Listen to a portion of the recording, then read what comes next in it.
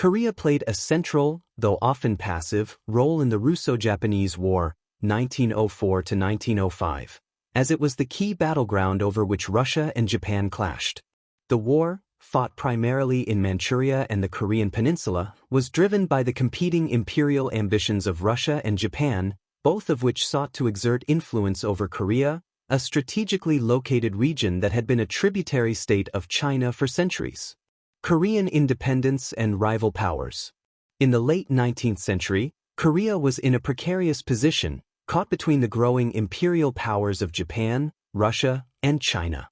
After the First Sino-Japanese War, 1894 to 1895, Japan emerged as the dominant power in Korea, pushing for reforms and a more direct influence over the Korean monarchy.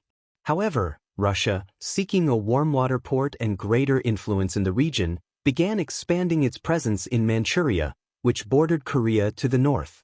1. Russian influence. By the early 20th century, Russia had established a strong foothold in Manchuria and was eager to expand its influence into Korea, particularly in its northern regions. The construction of the Chinese Eastern Railway through Manchuria and into Korea heightened tensions between Russia and Japan. 2. Japanese ambitions. Japan, on the other hand, sought to secure Korea as a buffer state and extend its imperial power.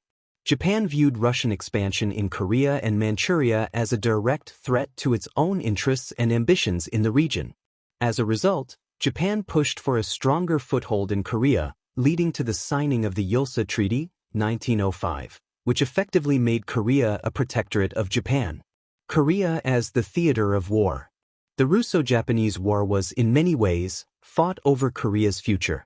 While the main battles took place in Manchuria, Korea was strategically important to both sides.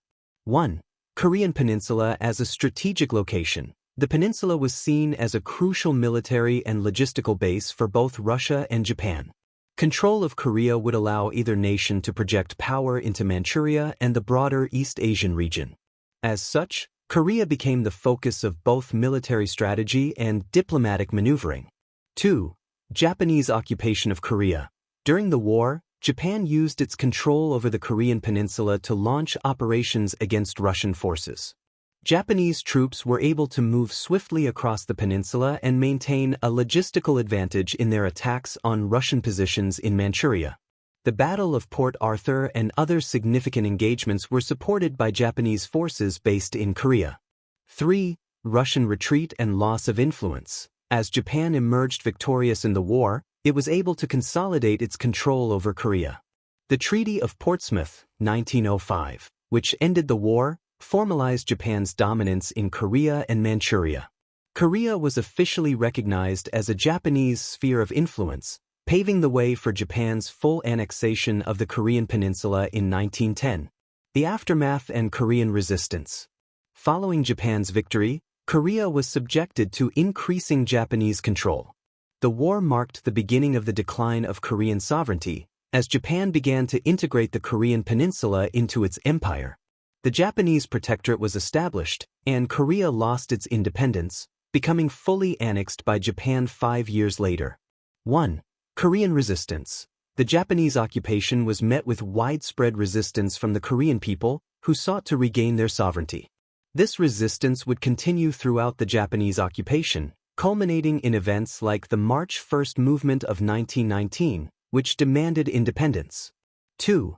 Long-term impact. The Russo-Japanese War set the stage for Japan's imperial expansion in East Asia, and the subsequent annexation of Korea marked the beginning of a harsh period of colonial rule that would last until the end of World War II in 1945.